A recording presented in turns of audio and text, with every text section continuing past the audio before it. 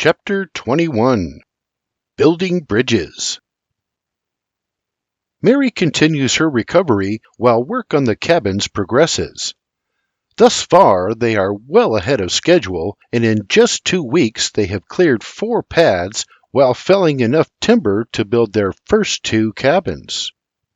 Today the newcomers are heading to a parcel along the Redbud that is cleared and ready to be built upon. For on this day, the day before Hogmanay, they intend to build the first of their many cabins. This one, suitable for the eldest of the newcomers, Sarah's parents, Mr. and Mrs. Hugh and Anne Perrell. And considering their 4 sons will be living with them, it will be a large structure. Perrell Family Parcel, just outside of Old Town, Shenandoah Valley, Virginia Colony. Just 5 days after Christmas. Early morning, Friday, December 30th, 1735. It is a brisk, albeit clear, sunny day, and each of the men is dressed accordingly. If they had their druthers about it, they would put off this build until after the thaw. But spring is months away, and the newcomers need suitable shelter now. So waiting is simply not an option. As usual, William and John Robert lead the group, riding ahead on point. As they approach the beautifully leveled building pad, they are surprised and bemused to find a mob of at least 24 men gathered there. With a hint of concern, Sir John nods at the mob. "What do you suppose this is about? Are they trying to lay claim to Hugh's land?" With warrior eyes, William stares down the mob. "Wait here. I'm going to go see what they want." John Robert nods, and before riding ahead to confront the rather large group of men, William holds up a fist, bringing the caravan to a halt. As an uneasiness brews among the newcomers, Sir John brings his mount about and gallops back to his people. "Keep the aid, gentlemen! Keep the aid!" With his people calm, he turns back to the building site, fixing his eyes on William as he slides from JJ's back. William, head up and shoulders back, confidently strides over to the band of strangers. Sir John is worried, wondering what they want. As the Irishman nears the mob, Sir John can see that words are being exchanged. Louder now, their talking turns to shouting. The situation intensifies when one of the men steps forward and attempts to shove William.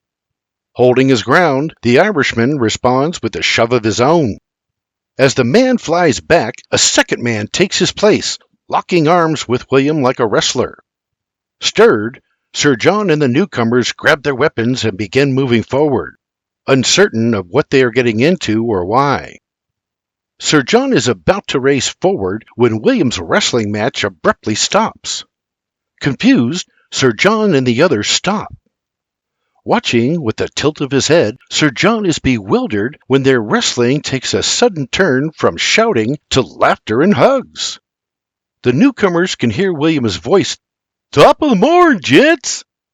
The gang of men shouts their hellos, some of them waving, with others offering hugs and handshakes.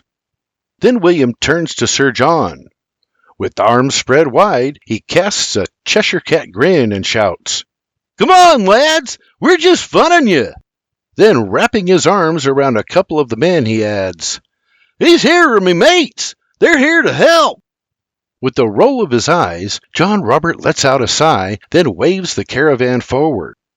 As they ride up, William is hugging, shaking, slapping, and greeting every man on the building pad.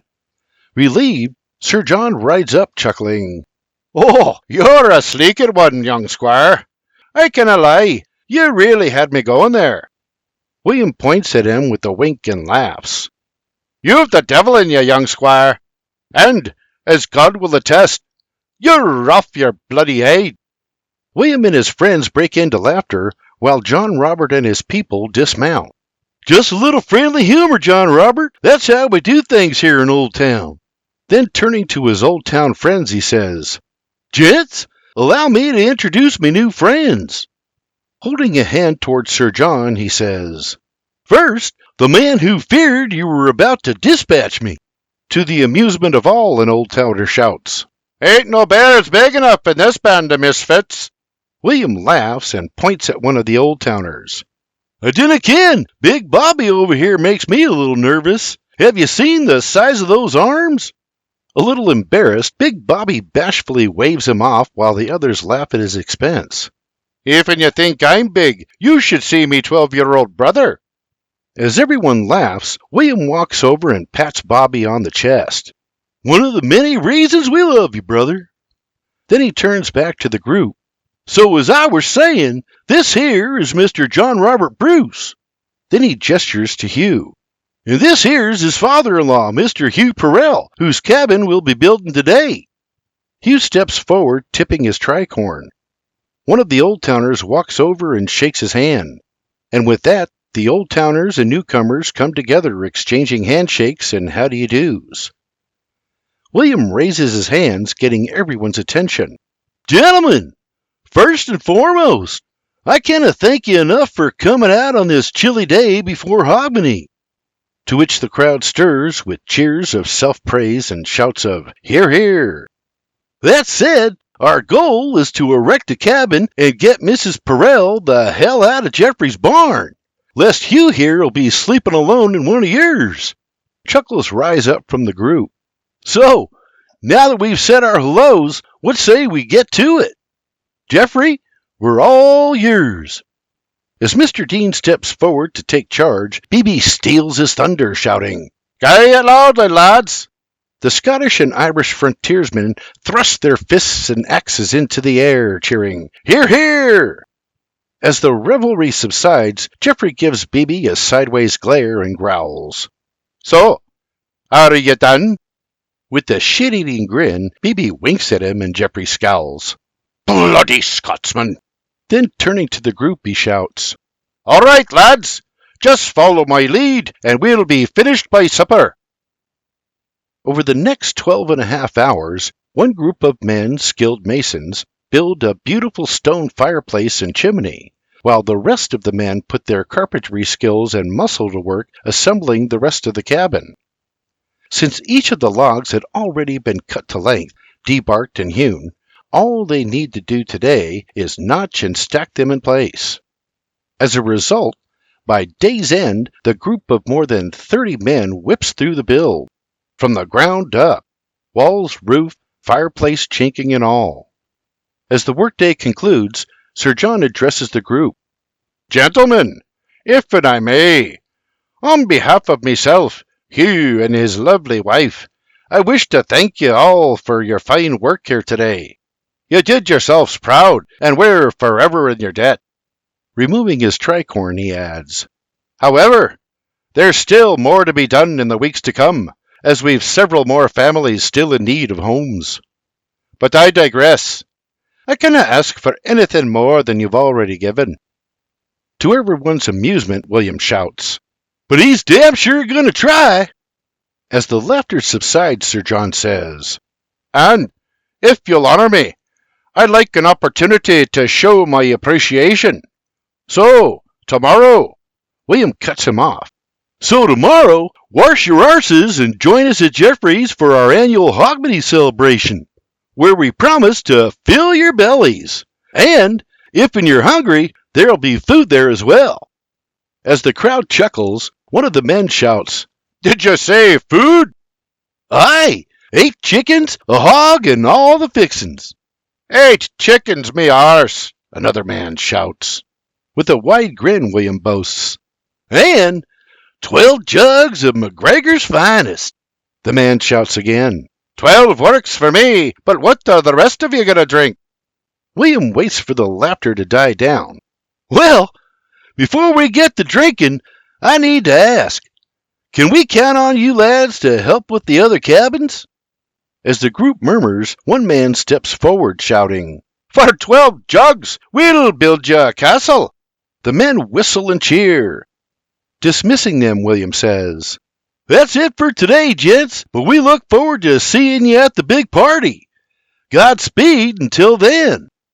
Astonished, Sir John stands with the hand on the back of his neck, shaking his head. Unbelievable. Not really, Sir John.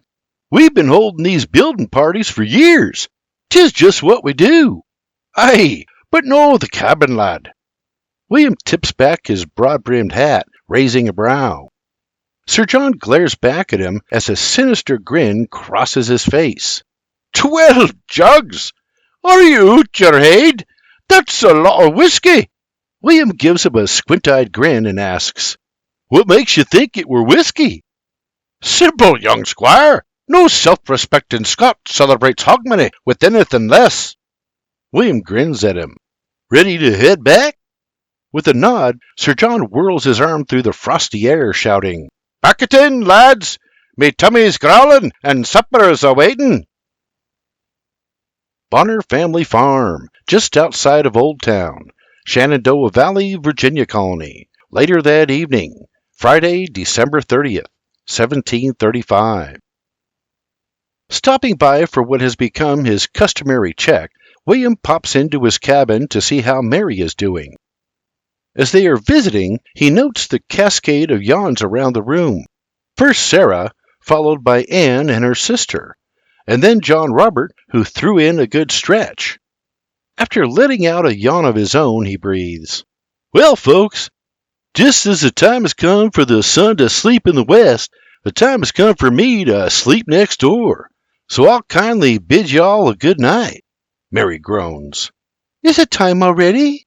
I'm afraid so, Miss Mary. It were a long, hard day, and another one's waiting for me tomorrow. Turning for the door, he waves. Good night, all. Rest well, and I'll see you in the morn. As the family, especially Mary Elizabeth, wave their goodbyes, Sir John and his wife follow William out the door. Standing arm in arm on the porch, they watch as he heads across the yard to the Bonners. Good night, young squire. William waves. Good night, Sir John. As he heads off, Sir John mumbles, Incredible. Still clinging to his arm, Sarah looks up at him. Indeed he is. You ken he's been by every day to check on us. Well, to check on Mary, anyway. Aye, but what? She asks out the corner of her eye. You'll no believe what I witnessed today. Stepping away from him, she adjusts her shawl and queries, Witnessed? Pray tell, husband. Being much shorter than he, Sir John looks down at her. You may find it difficult to believe, but today alone we built your parents' cabin. The whole thing? In one day? The whole bloody thing, fireplace and all. But how? I'll tell you how. That one right there, that's how, he says, pointing. She looks at the young Irishman as he walks away, then back at her husband. William? Aye, would you believe? When we arrived this morning, there were 24 men waiting there. 24? At least. But how? Why, William, of course. But I didn't ken how. Setting it up since the day we arrived, I'm guessing. Sarah grins. Well, he did disappear for a spell that first night we were here, remember? Aye, and that's why he's been pushing us to ready the timbers and get the sites cleared. She giggles. Well, you did say he's been driving you like dogs. 'Tis fair to say, now you ken why. Aye, he ken we had to be ready in order to put those men to work today. Had we no, it would have been for naught, and your folks' cabin would no be done. Shaking her head in wonder, she sighs. And thank the good Lord for 'em all. Staring into the darkness. Aye, and especially William. And to think they all have busy lives, yet somehow he brought them all together on our behalf. She sighs. He's a remarkable young man.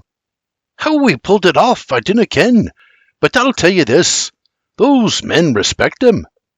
All day long he were barking out orders like a general. Well, he and Mr. Dean, that is.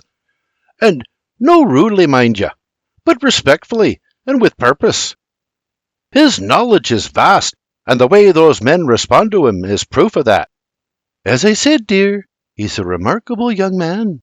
Remarkable indeed. Oh, and if that weren't enough, when we arrived, the little shite convinced me those men were hooligans looking for trouble. No! Aye! Hear this, wife. When he rode up on 'em, they started shouting and pushing and shoving each other. And just when I thought there'd be a brawl, the bastard turns to me with that bloody grin of his and shouts, "We're just funning ya! I tell ya, he's crazy as a shitehouse rat." Sarah laughs. "No more than you, dear, and thank God for him. Now, what say we go inside while I can still feel me toes?" Knowing there is much to be done to prepare for the annual Hogmanay celebration, William hits the rack straight away. He wants to be well rested for the long day that awaits him in the morning. And if he is to achieve his goals for the day, he will need to get off to an early start. Bonner Family Farm, just outside of Old Town, Shenandoah Valley, Virginia Colony. Hogmanay, dawn, Saturday, December 31st, 1735. Standing on the Bonner's porch, William looks to the east, sipping his coffee in the cold, silent stillness of the pre-dawn. Peering over his steaming mug, he watches as the god rays appear below the horizon, revealing the dark silhouetted forest, its trees boldly outlined in black against the early glow, its peaceful beauty soothing to William's soul. Casting the last of his coffee to the ground, he sets down his mug and heads over to rally the Bruces from their slumber. His goal is to get the Perrells out of the Dean's barn and into their new home before the Hogmanay celebration. While not necessarily happy about the early rise, the Bruce clan rose to their feet, scratching, stretching, and yawning.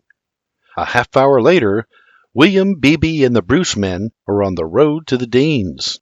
There they will rally the rest of the newcomers, load the Perrells' wagon, and transport them and their 4 sons to their new cabin.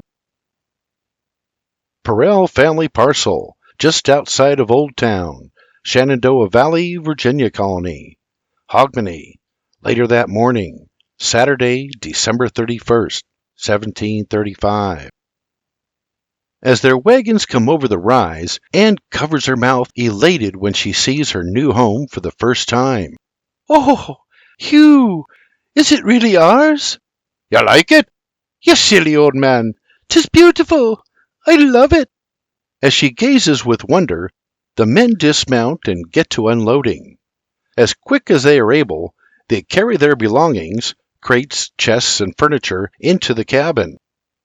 When the wagon is empty, William and the rest of the men say their goodbyes and ride for the Deans to prepare for Hogmanay, leaving the Perrells to stay at their new home, unpack, and settle in. And since Jeffrey's barn has become the traditional hotspot for wintry weather gatherings, preparations for the party go quickly. In just 2 hours, they have the newcomers' belongings stowed away and the inside of the barn set up for the big party. Later that evening, folks roll in one wagon or horse after another until the barnyard is covered with wagons and Jeffrey's barn is brimming with people. Together, the newcomers and old towners immerse themselves in the Hogmanay celebration, dancing, singing, eating, drinking, and most importantly, acquainting themselves with their new neighbors. Throughout the evening, they talk, laugh, share stories and ideas, and discuss their plans for the future, during which new friendships and partnerships are formed. The evening leaving everyone in attendance feeling good about their future in Old Town. As the evening winds down, Mary's brother-in-law, Richard, calls her to the center of the barn where Mrs. Dean is sitting at her clavichord. Standing beside her, Mr. Johnson is plucking strings, tuning his fiddle. Initially, she stares at him, shaking her head, but he continues to wave her over. Changing his tactics, he bends down and whispers something in Mrs. Dean's ear and then to Mr. Johnson. Seconds later, they start playing a tune and Mary finally succumbs, reluctantly joining them in the center of the barn. As the intro plays, Richard announces, "Ladies and gents, tonight we offer a little something from the old country, as we fill the air with the sounds of Clyde waters." With joyful hearts, everyone claps before quieting down to hear the beloved old tune. Willie stands in his stable door, and he's combing his coal-black steed, and he's thinking of fair Margaret's love, and his heart began to bleed. From across the barn, William gazes upon Mary as she sings, losing himself in the moment as the song plays on. But the spell has not fallen on him alone, for as she sings, Mary's eyes are fixed upon him as well. Smiling warmly, she sings, "Who's that stands at me garden gate, calling Maid Margaret's name? 'Tis only your first love, sweet William, this night come to your home." While singing the line, Mary throws William a playful wink, and he responds with a welcoming smile. As the song plays, their endearing gaze remains fixed, until at long last it comes to its melancholy conclusion. "And now we'll sleep in Clyde water, like sister and like brother." Breaking into a thunderous applause, the crowd collapses in on Mary, swallowing her, blocking William from her view. As the crowd dissipates, she spies William walking out the barn doors and into the night. On her hobbled foot, she pushes through the crowd, only to find he is nowhere in sight. But she spots the Bonners next to their wagon. "Have you seen William?" Clearly drunk, Beebe laughs and not so gracefully spins around to face her. Staggering, he holds a hand up, roaring, "Aye, he's about this tall, and he looks like a bear." Mary's shoulders sag and she sighs. Seeing her disappointment, Berta says, "You just missed him, dear. He's already rode off for home." Frustrated, Mary gasps, "Ah!" Drunkenly, Beebe slurs, "Oh, I think poor Miss Mary needs a lift into her wagon." Berta smacks him. "Shut it! You're out your face!" Staggering, he slurs, "Nay, I'm na." With a dismissive glare at her father, Flora turns to Mary with a sisterly smile and says, "No to worry, dear. I'll tell him you were looking for him." Disappointed, Mary sighs, "Thank you, Flora." As she walks away, Berta smacks Beebe's drunken skull. "Get in the wagon, you drunken old fool!" With glazed over eyes, Beebe scrunches his eyebrows at her, swaying to and fro. Then, without a word, he climbs into the back of the wagon, falls into the bed, and passes out. Meanwhile, his wife and daughter climb onto the front bench and mush the mules towards home. As they ride away, Berta gives Beebe a tongue lashing. "Bloody hell, Bruce Bonner! Can you no see that girl's heart broke?" When silence ensues, Flora peers into the wagon bed, remarking, "I think he's passed out." Angry, Berta glances over her shoulder. "Good! We'll see how he feels when he wakes up there tomorrow morning." Flora and her mother exchange a glance, then start to laugh. Berta snaps, "Serves him right, silly old bugger." Bonner Family Farm, just outside of Old Town, Shenandoah Valley, Virginia Colony. Early the following morning, New Year's Day, Sunday, January 1st, 1736. As usual, William is the first to rise, and although it is Sunday, he heads out to the barn to do his chores. As he steps towards the front door, Berta comes out of nowhere, cutting him off, shooting past him and out the doorway. William waits for her to pass, then exits the cabin behind her. He watches as she grabs a bucket from the porch and marches over to the trough.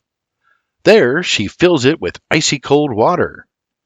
He scratches his head with a furrowed brow as she sneaks across the yard to their wagon.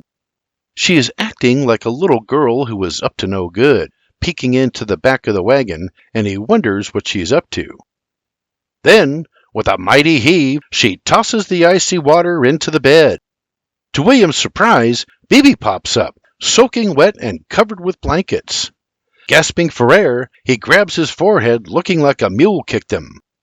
The ice-cold water dripping from his pasty face and beard as his eyes bug from his no doubt aching head and otherwise frozen body, he groans, "Oh, the AIDS loopin'."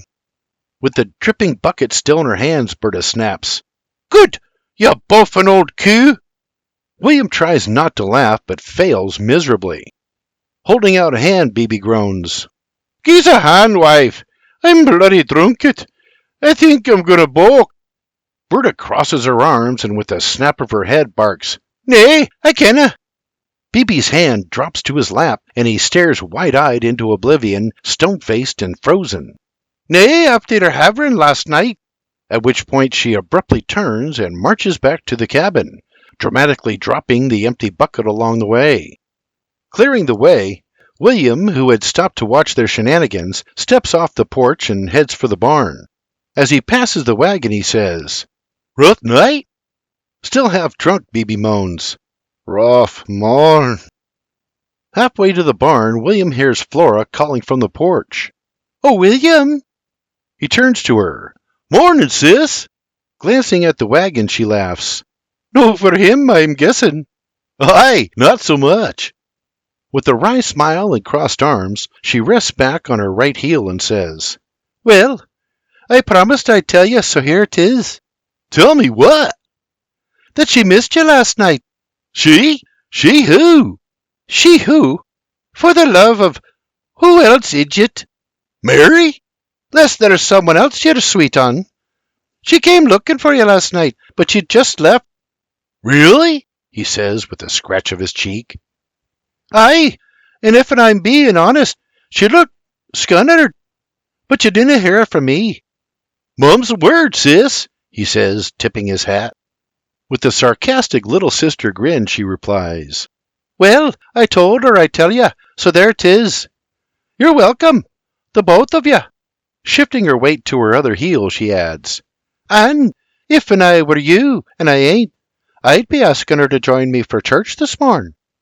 "But we go to church together already." "Did it be so like it? Just do it." "All right, maybe I will." "Do it," she shouts, re-entering the cabin. "I'd do it if I were you," a voice murmurs from the bed of the wagon. Stomping past the wagon, William barks, "I said I would, dang it." With that, Beebe falls back into the wagon with arms stretched wide like a dead man. "Bruce Bonner!" Berta hollers from the porch. "You best be getting your arse out of that wagon, lest you want everyone at church to see you like that." Staring at the sky, Beebe rolls his eyes and shouts, "Hold your waist, woman! I'm coming!" From somewhere near the barn, Beebe hears, "I'd do it if I were you." "I said I would, dang it!" Beebe barks at the sky. William enters the barn laughing. Pouring himself from the cold, wet wagon, he grumbles, "Bloody hell!" After his chores, William moseys over to his cabin. Mary is hobbling out the door as he walks up. "Well, top of the morn, Miss Mary." She smiles. "And you as well, young squire." "Flora told me about last night. I'm sorry I missed you." "Apology accepted. Honestly, I just thought I'd run you off with me horrible singing." "Horrible? Nay, I enjoyed it, I really did." "Oh, you needn't be so polite. It weren't..." "On the contrary, your voice is quite lovely." Smiling, she breathes, "Really?" "Aye, really and truly. It were beautiful." Blushing, "Well, thank you. I do love to sing." "Well, you can sing for me any time." Flattered, she breathes, "I'd love that. And perhaps when I'm done, you'll sing something for me." He waves his hands. "Hey, I wouldn't dare put you through it. This voice of mine's so bad, it even hurts me ears when I'm singing in my own head." Mary giggles. "Oh my, that sounds serious. Perhaps you should speak with Doc about it." "I think I might." Then charmingly, "So, I were wondering if I might escort you to church today." Struggling to conceal her excitement, Mary takes a deep breath. "I'd be honored." "Great! I'll be back to fetch you after I wash up." Well, I'm sure you're in need of a washing. You may want to ask me Da's permission first." "Oh, right." She giggles. "You'll find him in the cabin." Without thinking, he rushes to the door, stops, and brushes the dust off before knocking. "Enter!" a voice calls from within. Wide-eyed, he enters. "Morning, all!" With her typical sarcasm on full display, Margaret chirps, "Someone's chipper this morning." "Every morning, Miss Margaret." "Tell that to me husband. He and McGregor's brew are no seeing eye to eye this morn." William laughs. What he needs is another snort. A little hair of the dog, as it were. From the corner of the room, William hears, No, no, no, no, no. No for me. His wife barks. You best be getting out of those blankets, or you'll need more than a snort. Aye, I'm getting, Richard moans. Sir John chuckles. Come now, lads. Attending church after too much drink builds character. Speaking of church, William interjects, may I escort your daughter to today's service? With a wave of her hand, Margaret breathes. But William, I'm a married woman. Ignoring her comment, Sir John stares back at William with a discerning glare. Quickly speaking on his behalf, Sarah replies, That would be lovely, William. You most certainly may. A little off keel, Sir John sighs. Aye, lovely. Great! Then I'll be back after I wash up. Sarah pats his chest. Very well, young squire. Before John Robert can get a word in, William darts from the cabin. As he exits, he bumps into Mary on the other side of the door. As they exchange googly eyes, Sarah says, You best get ready, dear. William's escorting you to church. Coyly, Mary breathes, Little old me. William smiles at her, then dashes away. From across the room, her mother barks, No, dear, Margaret. He's escorting Margaret. From the back corner, Richard moans, What? Annoyed, Sarah barks, Son-in-law, I'm giving you the count of 3 to be on your feet, or so help me. 1, 2. Clumsily, Richard leaps to his feet. Mary stands there glowing like a schoolgirl. Mary, get yourself ready, lass, or you'll be late. Snapping from her daze, she hurries to get ready. Minutes later, William is standing on the porch, dapperly clad in his best Sunday breeches, white shirt, shoes, and broad brim. Removing his hat, he knocks on the door. Enter! A voice calls from within. Shining like a new saddle, he steps inside to find everyone ready for church. Everyone but Mary, that is, for she is nowhere in sight. Just then, Sarah and Margaret step aside, revealing Mary Elizabeth looking as radiant as a spring bride and twice as pretty. Oh my! Miss Mary, you're as lovely as a spring bouquet, Margaret chirps. Mary smacks her with the back of her hand. With boyish eyes, William breathes, Aye, as bonny as a spring bouquet. Blushing, she replies, Thank you, fine sir. Then with a twinkle in her eyes, she offers William her hand. Shall we?